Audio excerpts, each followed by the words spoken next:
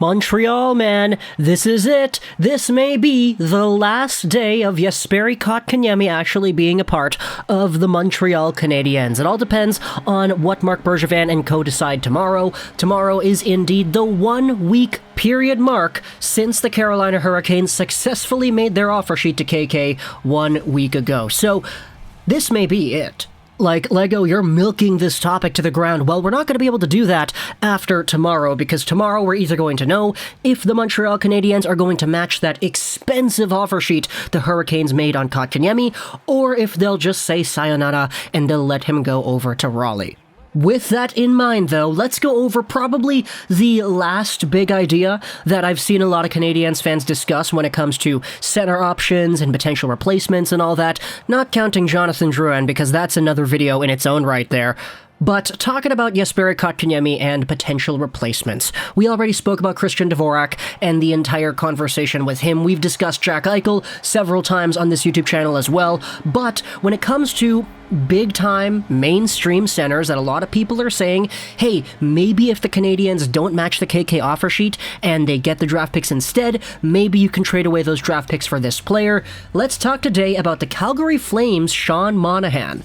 Now, I think that this idea was mostly sparked up and propagated by an article here on TVA Sports, but I did see a lot of discourse going around about this conversation outside of TVA, all over Instagram, all over Twitter. A lot of people are discussing this individual player as a potential center target for the Habs, should they not match the KK offer sheet. Let's go over on the TVA Sports and see what the writers over here, this one right here is QMI Agency, whoever in the heck that is, what they write about Sean Monahan. So the article in question is right here. It's in French. I translated it into English. 5 potential replacements for KK. They talk about the same ones. It's Christian Dvorak. It's Elias Pettersson, of all people. We haven't made a video about that yet, but I guess that's somewhere in the cards into the future. They talk about Jack Eichel. They also talk about Eric Stahl as a potential replacement, which...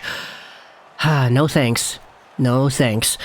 But for Sean Monahan, they write this.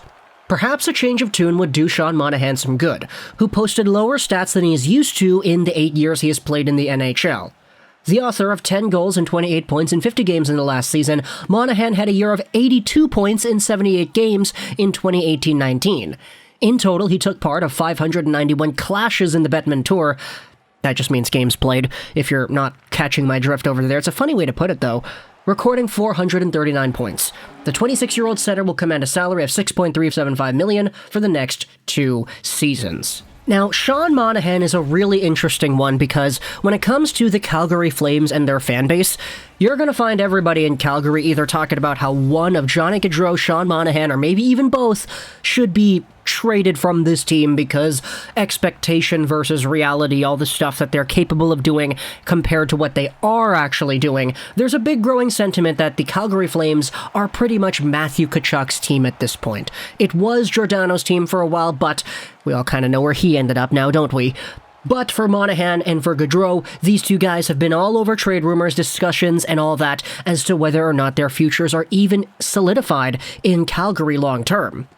For Sean Monahan, we all kind of know what happened over here. We saw the numbers. He had 28 points in 50 games this season. And hey, if you're going to go out there and say, maybe if we do Sean Monahan for a first and a third or something, if you're Montreal, maybe the Calgary Flames say yes. Hypothetically, let's say they say yes.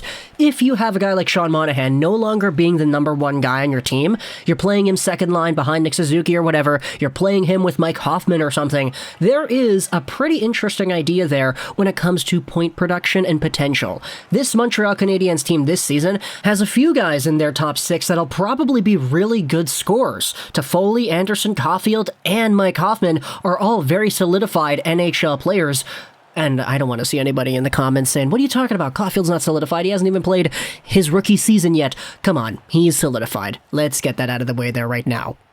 If Sean Monahan is playing with one of these guys, instead of playing with a Johnny Gaudreau who is really not living up to expectations either, it could be a pretty nice revival of his career. Now, when it comes to KK and the idea of Monahan replacing KK, you have to take a look at it monetarily as well as what you get. Jesperi Kotkaniemi last season had 20 points, 5 goals, 15 assists. Monahan, 10 goals, 18 assists for 28 total points. Monahan did outproduce KK, but he also is a few years older.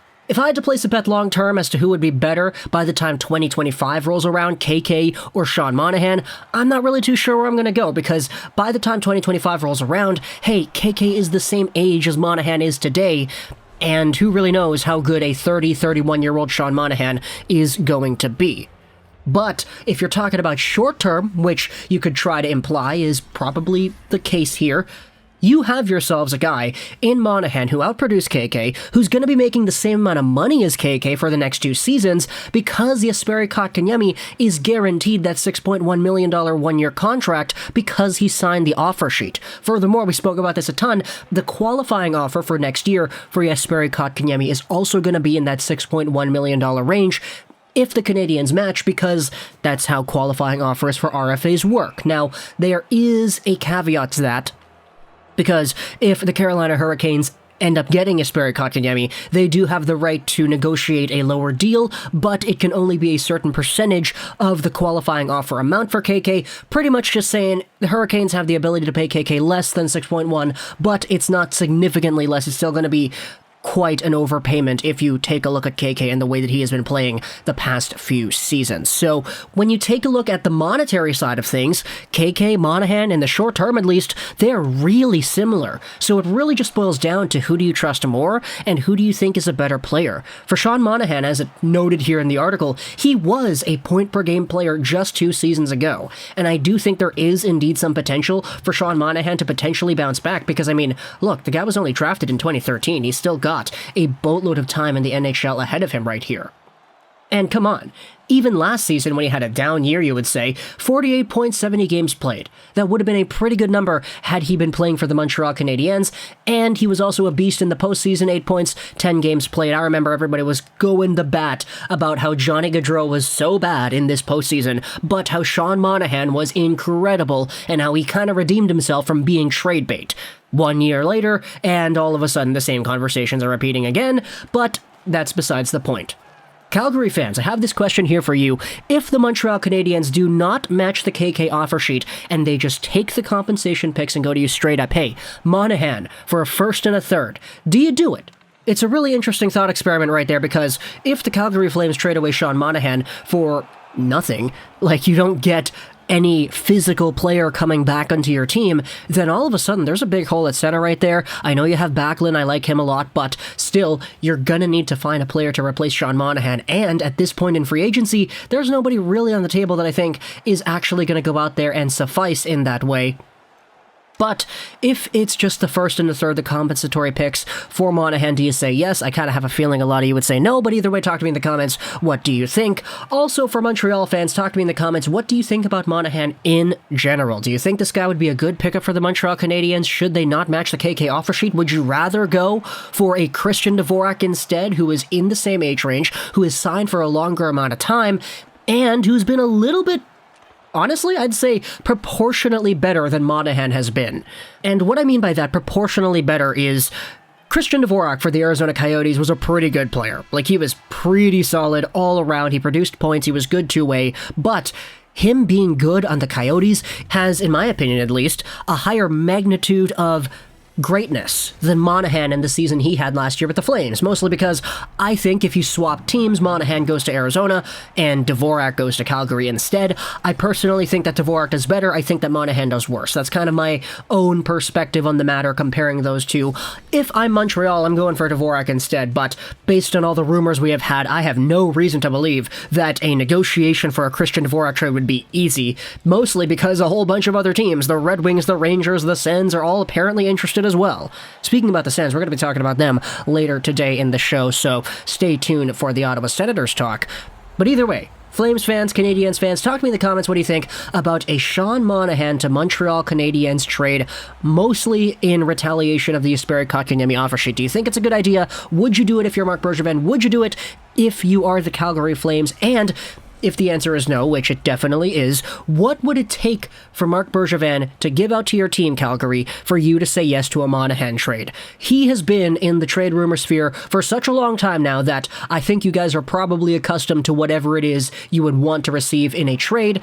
So let me know in the comments if Bergevin and the Habs have what it would take. Talk to me in the comments. What do you think? Have you enjoyed this Rolls 99? And Bye.